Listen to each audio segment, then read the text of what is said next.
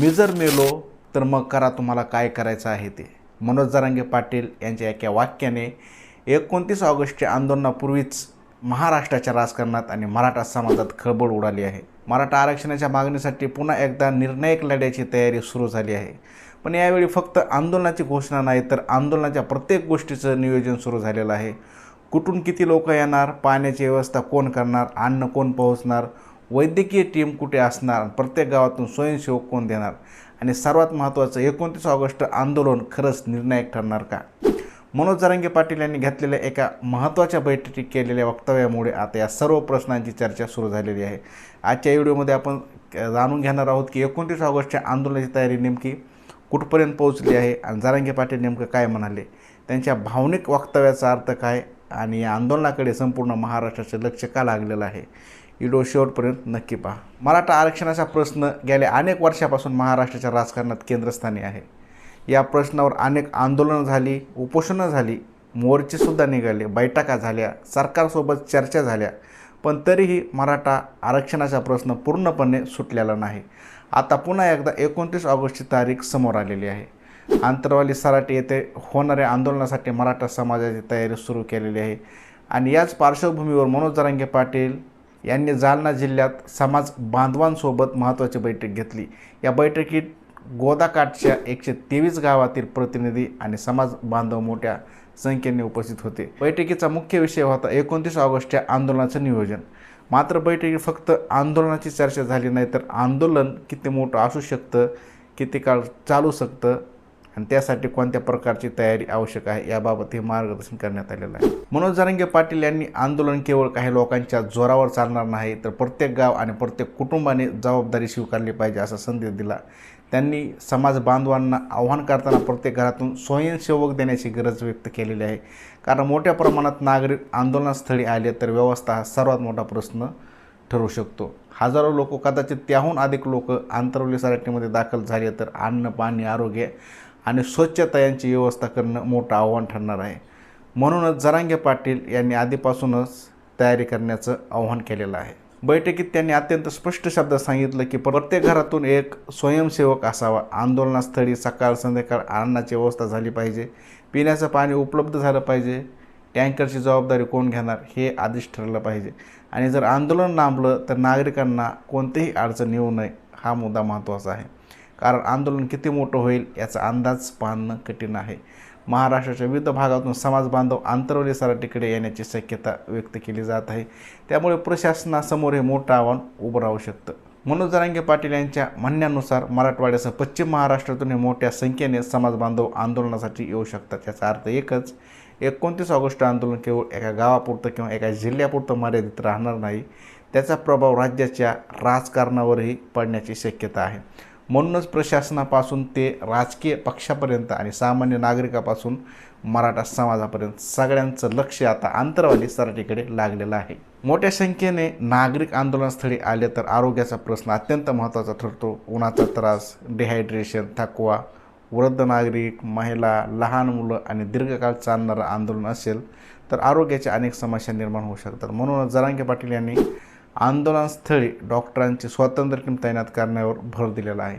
आवश्यक वैद्यकीय सुविधा तयार ठेवण्याच्या सूचना देण्यात आलेल्या आहेत. हा मुद्दा फक्त आंदोलनाच्या दृष्टीने नाही तर सहभागी होणाऱ्या प्रत्येक नागरिकाच्या सुरक्षितेच्या दृष्टीने महत्त्वाचा आहे. हिंसा नको, तोडफोड नको, त्यांना स्पष्ट सांगितलेलं आहे. हे आंदोलन जे होणार आहे ते शांत पद्धतीनं होणार आहे. आंदोलनाबाबत जरांगे पाटील यांनी आणखी एक महत्त्वाचा संदेश दिला. आंदोलन शांततेत आणि शिस्तीत झालं पाहिजे. हिंसा नको, जाळपोळ नको, तोडफोड नको, कायदा आणि सुव्यवस्थेचा प्रश्न निर्माण होता कामा नये. कारण आंदोलनाचा मुद्दा न्यायाचा असल्याचं सांगत त्यांनी आंदोलनाची दिशा शांततापूर्ण ठेवण्याचं आवाहन केलं आहे. हा संदेश महत्त्वाचा आहे कारण मोठ्या प्रमाणात लोक रस्त्यावर उतरले की एखादी छोटी घटना देखील मोठे स्वरूप घेऊ शकते. त्यामुळे आंदोलकांनी संयम आणि शिस्त राखणं अत्यंत महत्त्वाचं ठरणार आहे. बैठक सुरू झाली होती, आंदोलनाची तयारी सुरू होती, व्यवस्थेची चर्चा सुरू होती, पण अचानक मनोज जरांगे पाटील काहीसे भावूक झाले. गेल्या अनेक वर्षाच्या संघर्षाचा उल्लेख करत त्यांनी आपल्या मनातील भावना व्यक्त केल्या. उपोषणं झाली, आंदोलनं झाली, प्रश्न उपस्थित झाले, आश्वासनं मिळाली, पण संघर्ष अजूनही सुरूच आहे. आणि याचवेळी 29 ऑगस्टच्या आंदोलनाबाबत आपली भूमिका स्पष्ट. यांच्या वक्तव्याचा सूर असा होता की हा संघर्ष निर्णायक टप्प्यावर आलेला आहे. मनोज जरांगे पाटील यांनी शेवटचं उपोषण असेल असा निर्धार व्यक्त केला. तसेच मराठा आरक्षणाच्या या मागणीशी संबंधित नोंदी आणि प्रमाणपत्रांच्या मुद्द्यावरही त्यांनी ठाम भूमिका मांडली. त्यांच्या भाषणातून एक गोष्ट स्पष्ट दिसत होती, आता मागे हटायचं नाही. आरक्षणाचा प्रश्न पूर्ण होईपर्यंत संघर्ष सुरू ठेवण्याचा निर्धार त्यांनी व्यक्त केला आणि याच पार्श्वभूमीवर त्यांनी एक अत्यंत भावनिक विधान केलं. आता येतो या संपूर्ण बैठकीतील सर्वात चर्चेत आलेला क्षण. मनोज जरांगे पाटील म्हणाले, मी जर मेलो तर मग करा तुम्हाला काय करायचं आहे ते. हे शब्द ऐकून उपस्थित वातावरण काही काळ गंभीर झालं. अनेक कार्यकर्ते भावुक झाले, कारण हे केवळ एक राजकीय वक्तव्य नव्हतं, तर अनेक वर्षापासून सुरू असलेल्या संघर्षाबद्दलची त्यांची मानसिक अवस्था आणि निर्धार व्यक्त करणारा भावनिक क्षण होता. त्यांनी आपल्या संघर्षाची तीव्रता स्पष्ट करण्याचा प्रयत्न केला, पण अशा वक्तव्यामुळे त्यांच्या समर्थकांमध्ये चिंता निर्माण होण्याची स्वाभाविक आहे. उपोषणाच्या काळात आपल्या भूमिकेबाबत जरांगे पाटीलने स्पष्ट संदेश दिला. उपोषणादरम्यान मला पाणी घ्या, सलाईन घ्या असं कोणीही सांगू नका, आशाचं वक्तव्य त्यांनी केलं. यातून त्यांच्या निर्धाराची तीव्रता दिसून येते. मात्र उपोषण आणि आरोग्याचा प्रश्न अत्यंत संवेदनशील आहे. त्यामुळे या परिस्थितीत वैद्यकीय पथक आणि डॉक्टर यांचा सल्ला महत्त्वाचा ठरतो.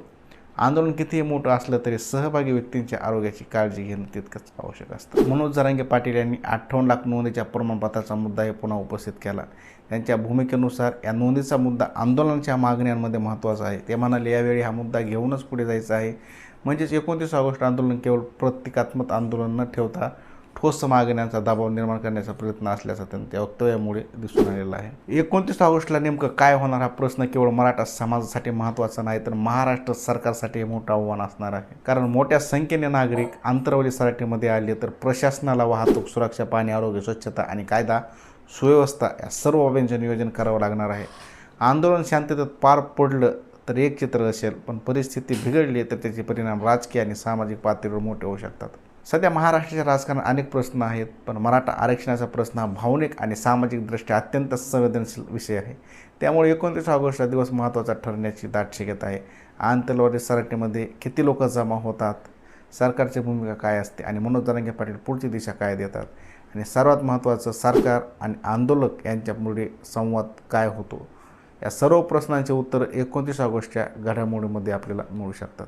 जरांगे पाटील यांनी आपल्या वक्तव्यामुळे आंदोलनाचा निर्णायक स्वरूप दिलेलं आहे. पण राजकारणात आणि सामाजिक आंदोलनामध्ये निर्णायक टप्पा म्हणजे नेमकं काय, त्याचा परिणाम काय होईल, सरकार कोणती भूमिका घेईल, आंदोलन किती दिवस चालेल आणि त्यातून मराठा आरक्षणाच्या प्रश्नावर प्रत्यक्ष तोडगा निघेल का, हे सध्या सांगणं शक्य नाही. पण एक गोष्ट नक्की आहे, 29 ऑगस्टची तारीख आता केवळ कॅलेंडरवरची तारीख राहिलेली नाही, ते महाराष्ट्राच्या राजकारणासाठी एक महत्त्वाचा दिवस बनला आहे. एखाद्या आंदोलनाची ताकद फक्त गर्दीत नसते, तर त्याच्या शिस्तीमध्ये असते, त्याच्या मागण्यांच्या स्पष्टतेमध्ये असते आणि सर्वात महत्त्वाचं म्हणजे आंदोलन शांततेत पार पाडण्याच्या क्षमतेत असते. जरांगे पाटील यांनीही याच गोष्टीवर भर दिलेला आहे. त्यामुळे 29 ऑगस्टला मोठ्या संख्येने लोक आले तर प्रत्येक व्यक्तीची जबाबदारी ही तितकीच मोठी असेल. कुठलीही अफवा पसरू नये, कायदा हातात घेऊ नये, तोडफोड किंवा जाळपोळ करू नये, या आंदोलनाचा मुख्य मुद्दा मागे पडू नये.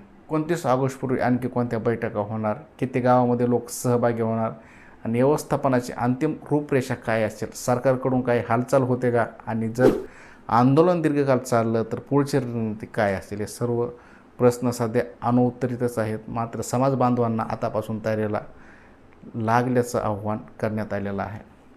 आणि म्हणूनच 29 ऑगस्टचा दिवस फक्त एक आंदोलनाचा दिवस असेल का, की महाराष्ट्राच्या राजकारणाला नवी दिशा येणारा दिवस ठरेल. मनोज जरांगे पाटील यांचं भावनिक वक्तव्य, मी जर मेलो तर मग करा तुम्हाला काय करायचं आहे ते, या एका वाक्याने आंदोलनाची तीव्रता किती वाढली आहे स्पष्ट झालेलं दिसतं.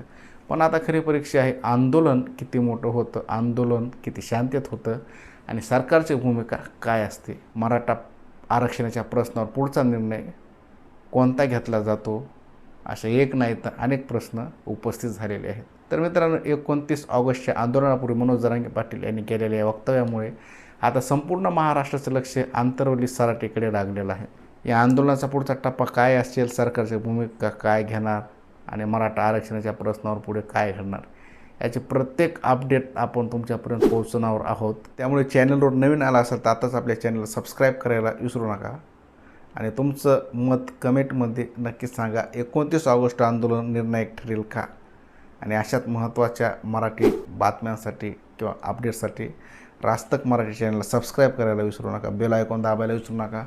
मी भेटतो पुढच्या व्हिडिओमध्ये. तोपर्यंत पाहत राहा रास्तक मराठी.